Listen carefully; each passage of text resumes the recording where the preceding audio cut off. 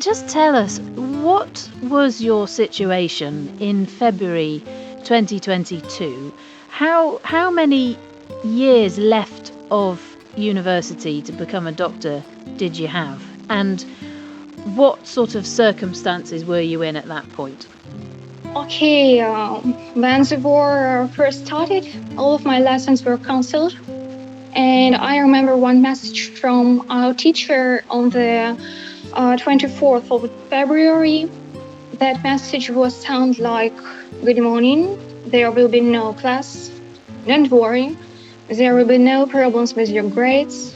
Take care of yourself and loved ones. And what will happen tomorrow, we will see. Because we heard the war was loud today."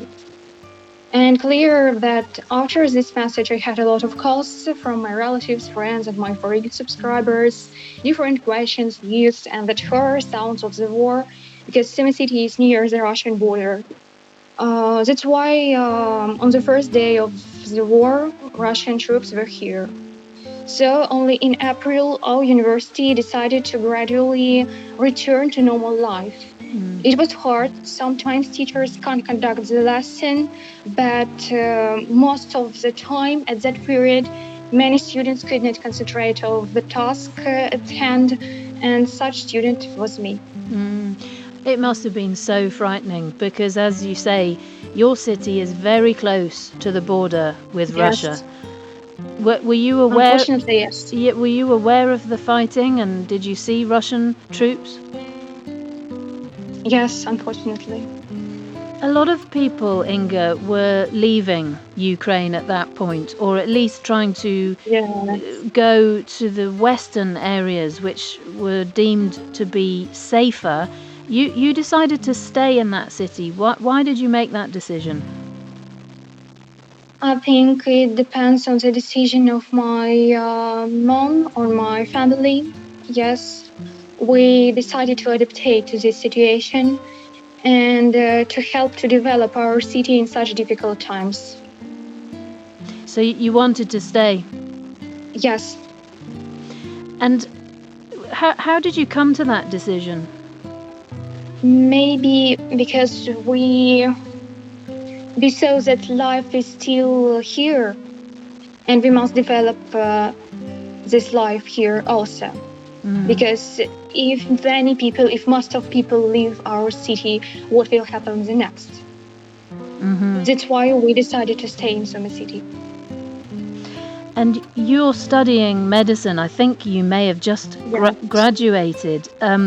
Obviously, I mean, no medic anywhere in the world, or rather, let me put it this way.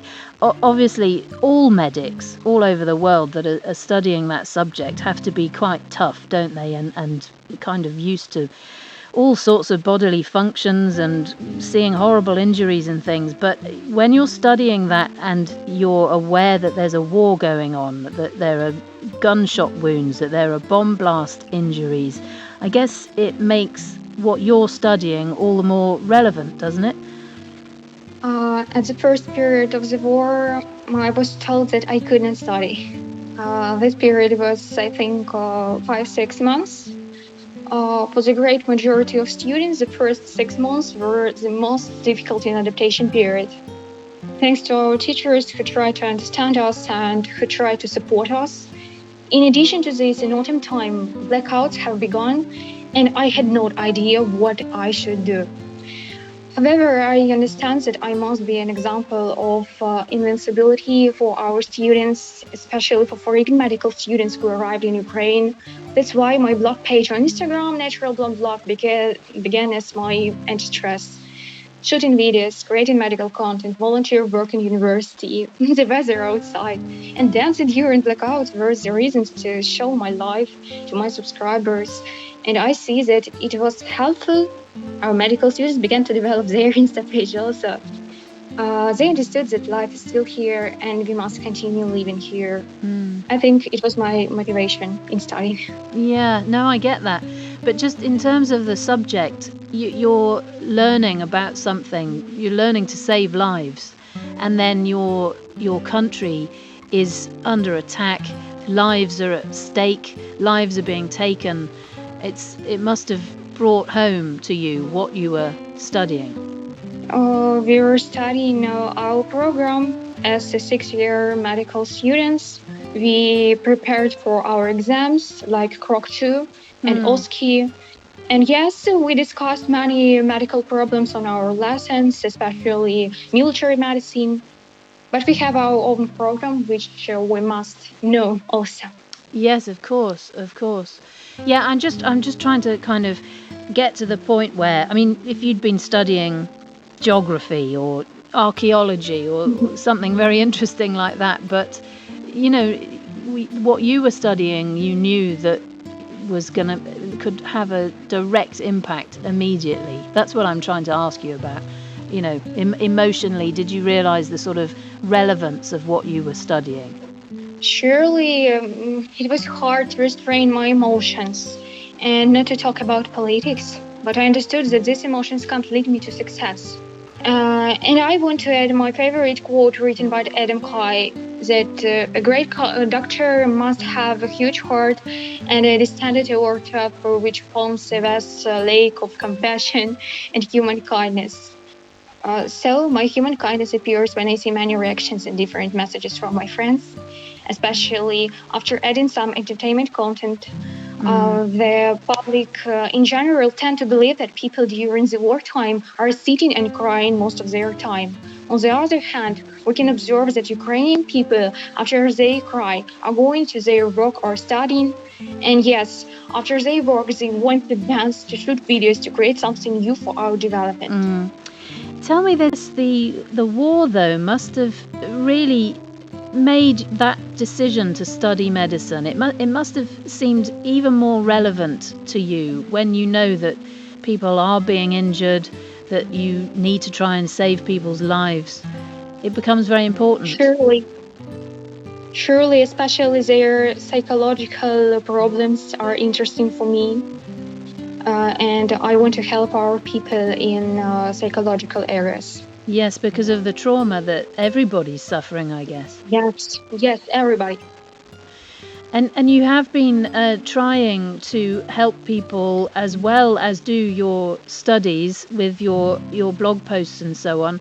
What happens now, though? Because you are qualified, where will you go next? Now I have my internship, and my plan now is continue my internship here. But everything is changing so fast that I can't guarantee you that I can tell you the same plan next month. I think so because people in Ukraine are used to this instability. At the same time, I am convinced that I must help our foreign students in Ukraine in psychological area also. I must support them, and I can definitely say that we will build strong international relations. Our country must be open for foreign students as their countries must be open for Ukrainian students. So the one who loves our people cannot disregard foreign people. Yeah, because there were lots of...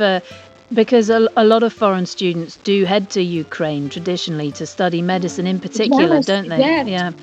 Yeah. So, I mean, let me put it this way.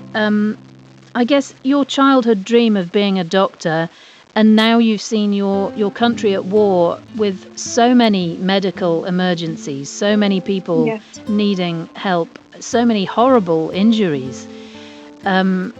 It seems like a very relevant subject to be learning now. Surely, yes.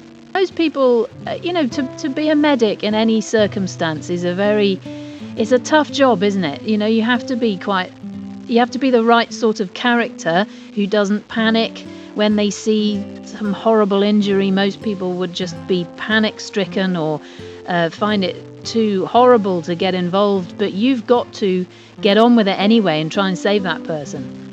Surely, before the wartime, I was also interested in military medicine.